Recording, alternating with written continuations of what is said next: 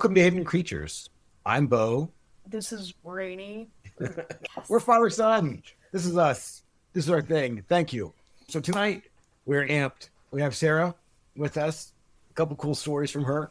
We're just gonna let her get started, and she's gonna tell her stories, and then we'll ask questions. But yeah, cool, Sarah. We're handing it to you. All right, awesome. First of all, thank you so much for having me. Excited to tell my weird story. So this happened like 20 years ago. I used to live in Laramie. Bo also used to live in Laramie. And we would make a 2-hour drive to Denver pretty regularly to go see bands play, right? And there's a couple different ways to get to Denver from Laramie, depending on what your side quest mission is, right? But we would typically go through, take 287, Highway 287 to Fort Collins. And then we'd stop at a place called Big City Burrito and we would eat. And then we would get on the interstate and drive to Denver. But sometimes we didn't want to have a Big City Burrito and we would take a shortcut. And the shortcut was called Owl Canyon Road. And it would just basically let you pass Fort Collins without having to go through it. So you'd save like 15 minutes. But Owl Canyon Road at the time was just a series of dirt roads that cut through like farmland and pastures. There were no streetlights. The houses, there were houses, but they were like few and far between, and they were typically like set way back from the road. Basically, it was dark. Unless the moon was rather full, you could only see as far as your headlights reached. Nothing beyond that. So dark road. But we drove it a lot. And one night in late summer, so this was like very early August, my friend Anna and I were driving, taking out Canyon. And again, it was warm. We had the windows cracked. We had music blaring. We're just having a good regular time going to Denver. But all of a sudden, like halfway through the shortcut, we started seeing something falling in front of the headlights, right? Like rain or hail. Just like, you couldn't see exactly what it was. It was just like white dots. And it was slow at first. And then it started picking up. And as there were more dots, it seemed to be not like rain. It was more like, it wasn't hitting the car. Like we'd see it come down and then it would kind of blow by like snow, right?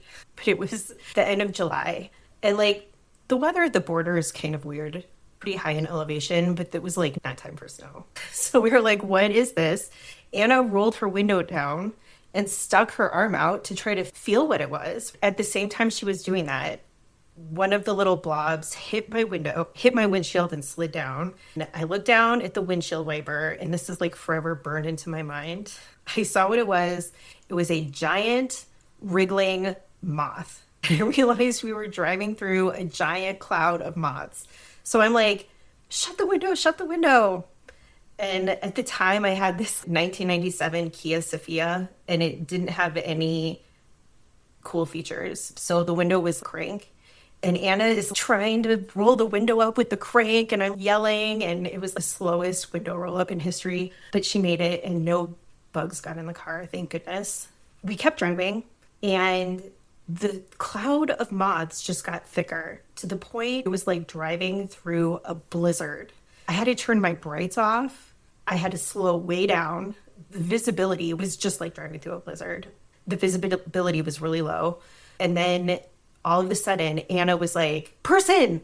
And I hit the brakes. There was just a person standing in the middle of the road. The visibility was really low and I was already going slow. So I didn't almost hit him when I stopped. He was still like 20 feet from us. But he turned around, looked at us, and he had this bucket that he was holding onto with one hand. And with the other, he was just tossing something in the air. Like we couldn't see what it was. He was just like throwing it up in the air. But he was just standing in the middle of the road, even with us stopped in front of him. And it was like he was staring right at us. And I remember being creeped out at the time because I was thinking that it looked like he was staring right at me. But there was no way he could have seen us like at the distance that he was with the lights in his face. But I still felt like he was just looking right at me, tossing something up in the air while there were thousands of giant Miller moths flying around us. Eventually, he moved a little bit out of the way, and I drove around him, and I looked in the rearview mirror, and he was just turned around, still throwing something up in the air to the Miller moths. and it was so creepy. So we drove for like another 30 seconds maybe in the cloud of moth. And then it was like it was like everything just cleared. Like there was no gradual lessening of the moth cloud. It was just like the moths like parted and we just drove out of it and there were no more bugs. We'll never forget. But I guess any questions that I have here. The first is, why was that guy standing in the middle of the road? We were in the middle of nowhere. He could have been standing literally anywhere else. Why was he in the middle of the road? And then also, what was he throwing in the air? Was he like trying to attract the moths into this like cloud of moths? Did he cause this swarm of moths? Or was he like trying to repel them? I don't know. What do you feed a moth? Moths? Clothes? I don't know. Do you guys have Miller moths? No. They're like we have other really we have big Luna bugs. moths, which get really big. But they never swarm like that. Yeah. And we have a bunch of other moths too, but nothing. I mean, even when I lived out there, I never saw any like moth type things swarm like that. Like it was so thick. Yeah, Creeped out. you know, a couple years ago, we were out in the northwestern corner of Colorado, like where Colorado and Utah and Wyoming all come together. Yeah. And we came across a swarm of Mormon crickets. Oh. It was a carpet. Like it was just this carpet, and they were on everything and just eating everything. And it was weird because we drove back through there a couple days later, and you could just see a swath of like everything. You could tell where the swarm was because like in that swarm area, everything was eaten. Yeah, everything was just gone. Yeah, like all the grass was gone, the leaves off the tree, just everything was gone in this swath. It was crazy. Yeah, but no, never anything about moths like that. Yeah. We have some questions. Yes. Do you have some questions? I think might have the same one. Do you want to go first? Do you want me to go first? Yes, please. I'm going to jump to some conclusions Yes, let's do it. just because That's why I like creepy things. So first question is like, I mean, it's been a while since I've been down that road, but like you said, there weren't houses there way off the road, but like, do you remember if y'all were near one of those houses or were you just like out in like the land? So I feel like we were near some kind of residential where there were houses. I do feel like they were set back. You know, the houses were like an eighth or a quarter of a mile like off the road. Yeah. And then sometimes you wouldn't even see the houses because there would just be trees, or they had like the pine tree fence or whatever like surrounding their properties. So it wasn't so creepy. Like we were in just like a completely empty area where, well, I mean, still the houses were far. Yeah. They were far away. So like why the road? Again, like if you were like in a moth cult and you were like, it's Miller moth swarm season, it's like Christmas for me and I'm going to attract some moths, like why not do it like in your backyard? Right. So Why in the middle of the road? Yeah. Well, and that's my questions are getting to that. Okay. Okay. If you want to ask your question while we're going, just sort of like let me know. Okay. Do you remember how this dude was dressed? You know, I don't remember how he was dressed exactly. I do remember that he had dark pants like jeans and a button down. I don't know if it was like a flannel. Like I said, it was the summer, but I did see his clothes. So it was just like a button down shirt and jeans or dark blue pants. When he moved out of the way, we drove so close to him that I was worried he was going to get in our car. But yeah, he was just wearing regular clothes. Were you hoping like a robe? If there was like anything sort of weird about his clothes. Like just dressed like a moth? Maybe. I don't know. No, he just had a button-down shirt and regular pants. Throwing stuff Do in you there. remember any of his like bodily features? Yes. Well, like He was was- anything out of the ordinary? No. I mean, no, but he was creepy. Like, it was like, he was, I mean, I will just never forget just like staring at him. He had like dirty blonde hair and seemed like he was tall and skinny. And I don't know, I don't want to, like when you see like a scary, skinny, sort of like hollowed out cheek guy, like in a horror movie, Yeah. like just like really skinny. Yeah. But not like weird markings or like weird hair or weird thing like that. So just really skinny, tall. Yeah. Yeah. And when we came up to him, just like expressionless, like didn't care that we were almost hit him. Well, again, like we didn't like almost hit him, but didn't look surprised, didn't look like he was sorry, didn't say anything to us, just like kept doing what he was doing. Like we were interrupting him.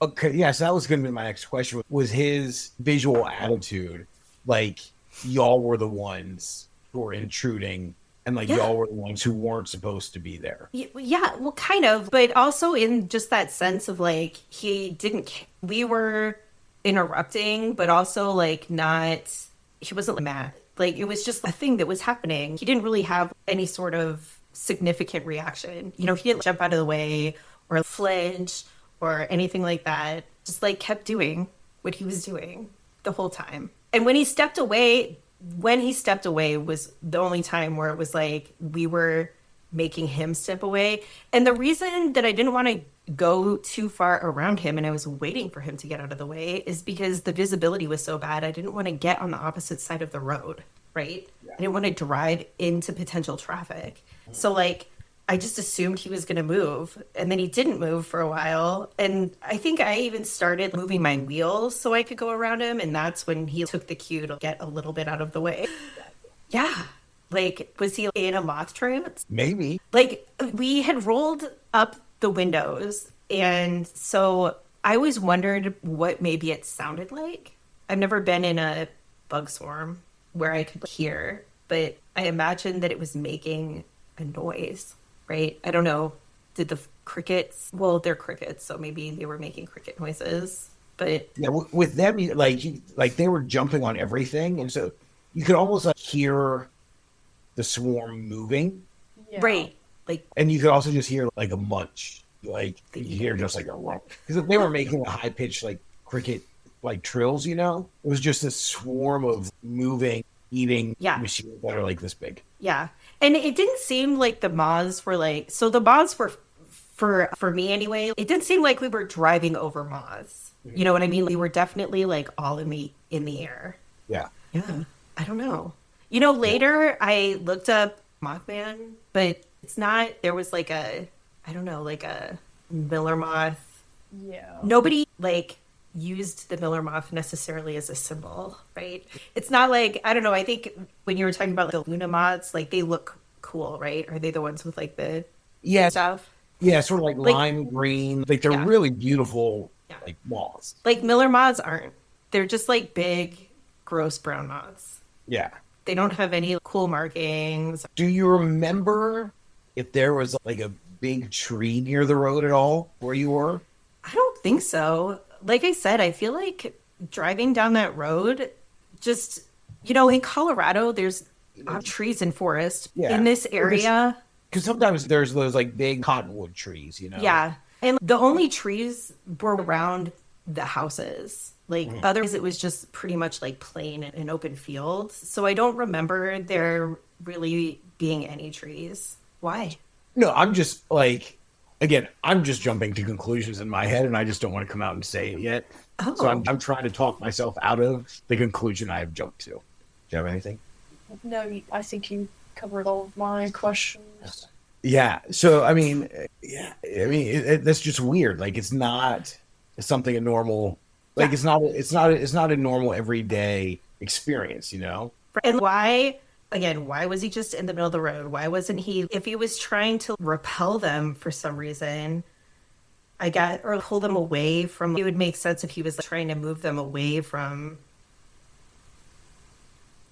I don't know what kind of destruction Miller moths do. I'm not aware that they're destructive at all. So like move them away from his house or some sort of structure or something that he was trying to keep Miller moths from, or was he like feeding them, hoping to like, because, you know, we do get Miller moth infestations. They move up and down the Rocky Mountains. So there's like a time when they're worse. And some years are worse than others. But yeah, I've never seen...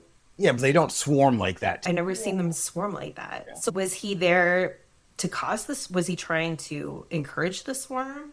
Or was he trying to dissipate the swarm? See, Randy and I are doing this podcast on hidden creatures and strange and weird things. And even though we're doing this podcast, I'm not 100% convinced in all this stuff. I've had some weird, unexplained and unexplainable things happen. So how about Yeah. But I'm not like 100%. Yes, there's a Bigfoot. Yes, there's whatever. Like, Right. I mean, You that's know? what makes it so interesting, right? Right. It's like, Yeah. what could it have been? right. So in this podcast, we're really trying to look at the greater, weird, unexplainable thing umbrella, right? So not just cryptids, but also paranormal and mythical creatures and fae and aliens? and aliens and paranormal, if I didn't already say that, right? So I've done a little bit of research into all of it and listened to podcasts about various things and whatever, just trying to do our due diligence. So I'm not coming into this like completely ignorant. If I were to put this into one of those categories, again, jumping to conclusions from my very uneducated McFap brain, where would you put this? Under which of these things would you put this? Very loosely cryptid. Very, very loosely. Yeah, and like to me, I think it falls under the fairy fae category. And for us, we're using like that category to, lump in gnomes and elves and, forest spirits and all that, right? Yeah. And to me, it's if I had to assign it to one of those, I think I would assign it to that category of just this weird plains spirit. Yeah. Like the guy. Yeah. Or like, I'm saying spirit, but this weird Like he plains. travels around with a swarm of moths. Right. Like a thing. He's like Oh my a God. moth shepherd. I never thought about that before. Yeah. Like maybe he just travels up and down the Rockies with the Miller moth swarm, like fostering, I don't know, the magic of the Maybe. Like, I really hope that somebody else sees this or listens to this and is like, hey, That happened to me. experienced this too. or hey, I've heard of this, or I've heard a story about this, or our culture has a similar belief to what you're explaining. Yes. Yeah. That would be awesome. Yeah. One of the things in our research, and we listen to a couple of different podcasts, we cycle through like 3 or 4 different ones, listening and trying to get different perspectives. It's one of the questions we first had too, were like, with the Fae, like, are Fae really just like a European construct, or are they all over the world? If they are all over the world, so I'll let you speak in a minute. They are all over the world. Like, are they all over the world because they like hitched rides on the boats of the Europeans going out to like conquer the world? They just like hitched rides. Like the Europeans brought these creatures with them, or does each continent have its own distinct like Fae? Like genus of Fae. Right, know? genus of Fae. Yeah. Sorry, I Yeah. So I want to believe that they have migrated over the world, and at some point they sort of branched off and found some way to like travel to space or something. Like aliens and Fae, I sort of want to make that a link. Yeah. That's cool. Yeah. That makes sense because they can already fly. Yeah. Yeah. right. Yeah, and so one of the podcasts we listen to is a Native American podcast on just weird things. But through that, they talk about, they don't call them Fae, they call them like the little people. Yeah. Mhm. But, not necessarily like a fairy, like a Tinkerbell fairy, right? But it sounds more similar to, I don't know, like gnomes or brownies. Mischievous little things. Yeah, and just a lot of the stories sound very similar to the stories of like gnomes and brownies from the European standpoint. But this is from, a Native American viewpoint. Yeah. And also the other really interesting thing about it, because so we listen to one out of Canada that's about fairies. We listen to this Native American one. We listen to one that's primarily dealing with Bigfoot and Dogman. Bigfoot and dogmen, which I had never heard of dogmen Yeah, before. I've heard of it either. So a dogman is like a Bigfoot, but like a canid, right? So it's like this giant bipedal. Dog.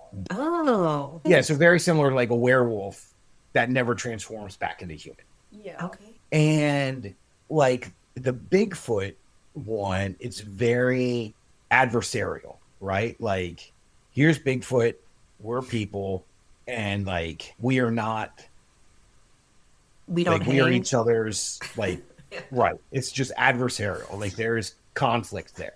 With the Fae one, it's more of this wonderment, very much exploring like what are these creatures, where did they come from, how do they work, like they're interested in us type of thing. They're interested in us. Yeah, it's just more like a wonderment.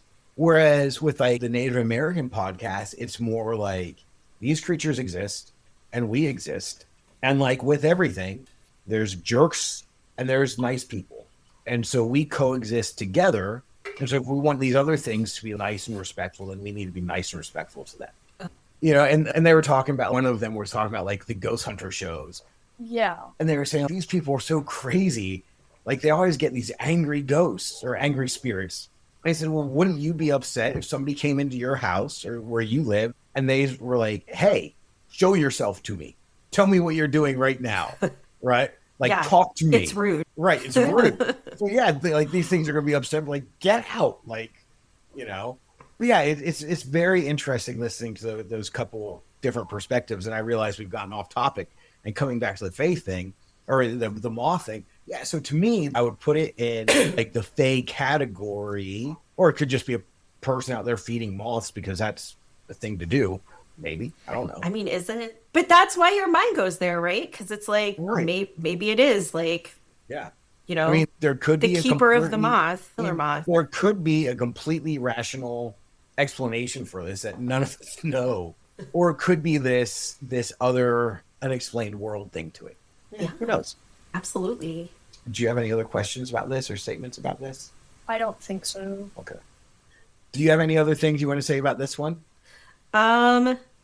No, just that it's gonna creep me out forever. And now that we talked about what other things it could be, it's even creepier. So thank you. Well, I do it again. But, I mean, definitely when we're done, I'm definitely going to look into feeding moths. So much. Because I need to get to the bottom of this stuff. Would you like to tell another story? Sure. I have another one, and it's a little short, but it's about a potential UFO site. So when I was young, I lived in this suburb called Naperville. Like, we had our neighborhood, and then behind us was like big open field. It went on for a long time. And then there were railroad tracks, and then there was more field.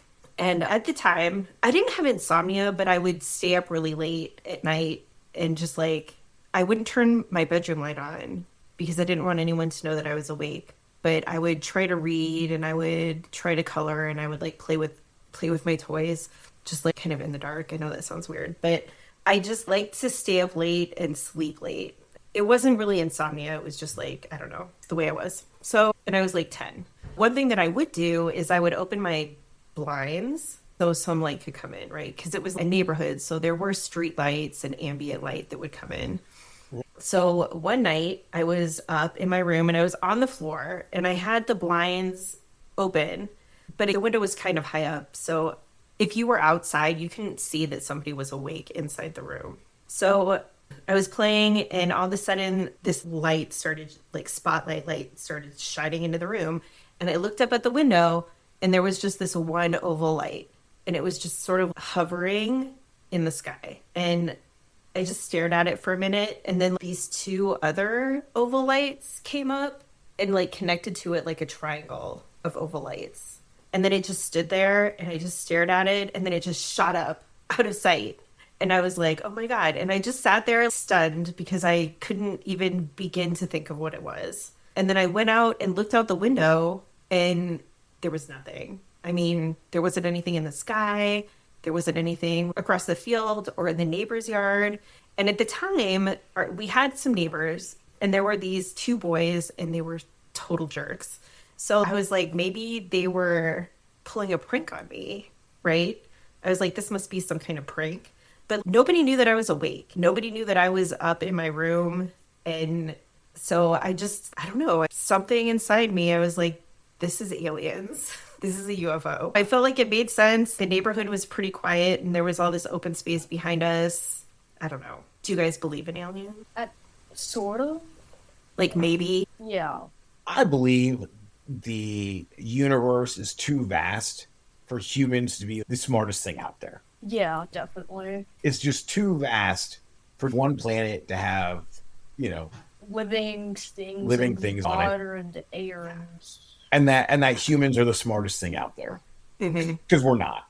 Like we're not that smart, We're not There's got to be smarter things out there. Correct. Like, what do you think? I don't know, because also I was 10. I remember talking to the next door neighbor boys the next day and being like, haha, funny prank. And they like had no idea what I was talking about. And in not a fake way, you know, like, oh, what are you talking about? And this was 1987. So there weren't drones. Like, people weren't flying drones around, or like, you know, I didn't know any kids that had any remote control aerial toys. I don't know, maybe somebody was doing some kind of weird experiment, but it was also weird just the way that the lights came together and then the way that they just like shot up really fast. Yeah. Except aliens or some sort of scientific experiment. Yeah. Going back to driving back and forth between Laramie and Fort Collins, coming back at night, I'd see weird stuff up in the sky all the time, right? But it was never like, oh, that's an alien. It was just like, oh, that's behaving a little weirdly. Right. Like, you know, could be a satellite, could be a plane, but it's kind of different than a plane. Right. You know, nothing that was like, yo, ET's about to come down and like, we're about to eat Reese's Pieces. You know, nothing like that. But like, there was one time, and we were coming, and I don't remember who all was in the vehicle. I remember I was in the back seat, so I obviously didn't drive. So I was in the back seat, and whoever was driving said something like, hey, do you see those things behind us? And I turned around, and there were two very dull orbs, like behind the vehicle. But like they weren't, it was very, like I said, dull. So they weren't, it wasn't headlights. Right. You know, and they weren't, and it wasn't aligned like headlights. One was sort of up and one was down, and they would rotate some, and you know, and it, like I said, and it was, they're just very dull, like a very hazy burnt orange color. Okay. Maybe like 5 or 10 minutes, and then they just sort of faded out. Were they like following you, or was it like they were in kind of the same place and you were like sort of driving? No, so we were, because you know, coming back, you go up and over those mountains, and then you sort of drop down into that plane that Laramie's in. Yeah. And so they were behind us right as we started dropping down. Oh. And so it sort of came down that, I mean, it's not a mountain, but you know, whatever it is, off that plateau, sort of came down off that plateau after us. You know, there's nowhere to turn off that road. No. You know, it was like 5 or 10 minutes, and then they just, like they were definitely behind us, and they like, again, they were like sort of up and down and would like rotate around, and then they just faded out, and that was it. Yeah. I wish I could remember who else was in the vehicle. Crazy. Yeah, because it would have had to have been at least 3 or 4 of us while I was in the back seat. Yeah. But yeah, is ET trying to catch a ride to go see, you know, AFI with us or whoever? I know, right? I don't know. 3 o'clock in the morning, and we're both sort of had this, and we shared a similar lack of sleep hallucination. Maybe. Yeah. Right. I feel like too, that area between Fort Collins and Laramie, after you get past the border, like you said, when you're kind of going down into the valley or whatever that Laramie's in, there's just so much potential to build like a weird, like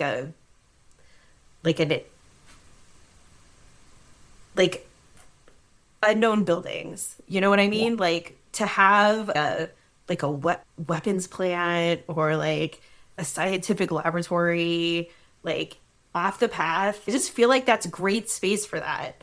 Like when we do see that stuff, there is something to it, right? Yeah, because it would be very easy to tuck something in behind one of those like mesas, or, you know, one of those big rock formations, whatever. Yeah.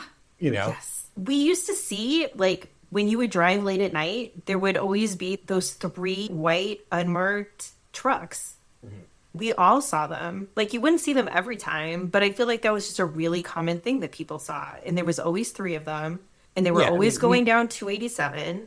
And they were always unmarked white trucks. Yeah. What were they? No clue. Weird. What was inside them? Was it toxic waste being transported?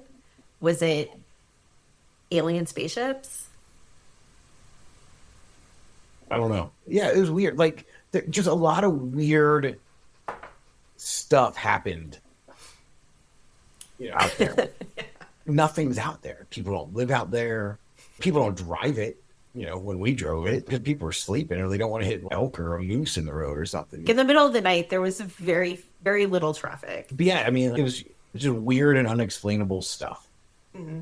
Like, could there be a completely rational explanation for it? Right. know? Exactly. But yeah. Cool. Rainey, have you seen anything weird? I haven't seen anything weird, but I've heard quite a few weird things. Yes, our first episode is us interviewing each other about some weird experiences we've had. Oh, sweet. And so he shares his two of them. Did you share two Yeah, on that two one? of them. Gotcha. Well, it was weird, not to overuse that word, but we were talking to another person we're going to interview who was out on the property where Rainey had one of his experiences. And 20 years ago, she had almost the exact same experience. Except she didn't try to go outside and see what it was. Oh my gosh. Yeah, and she didn't know That's about crazy. his experience at all, but like almost 100% identical, like Oh my God. 92% identical. That's going to be a good episode. Yeah. Well, I hope somebody does see this and is like, I've definitely your moth fairy. So do I. Cool. Do you have anything else you want to share or say? I don't. This is such an awesome idea. And thank you for having me. Thank you so much for coming on and for sharing. We'll Yeah, go and ahead. thank you for creeping me out more than I already was when we started. I appreciate that. You're welcome. That's what we're trying to do. Okay, so we'll go ahead and wrap this up. Do you have anything you want to say in closing, Rainey? I don't think so. Okay. Well, if you're here and you've listened to this whole thing, thank you. Hopefully you found it entertaining. If you want to look us up on the social medias, we're on all of them. Look up McFap, MCFAP on Instagram, And Facebook, and Blue Sky, right? That's Blue one. Sky. Look up Hidden Creatures or look up McFap, MCFAP. Most of the times we're the only ones with MCFAP in it. If you want to send us an email, it's mcfappodcast, all one word, at gmail.com. If you have like a cool story or an interesting story or a weird story you want to share and you want to come on and be our guest, please reach out to us. We're more than happy to have you. And if you know anything about moth fairies or UFOs in Riverville, Illinois. Yeah, or just people that go out and feed moths, please reach out. We need to know. We need to know about this. Please. Awesome. Thank you all so much.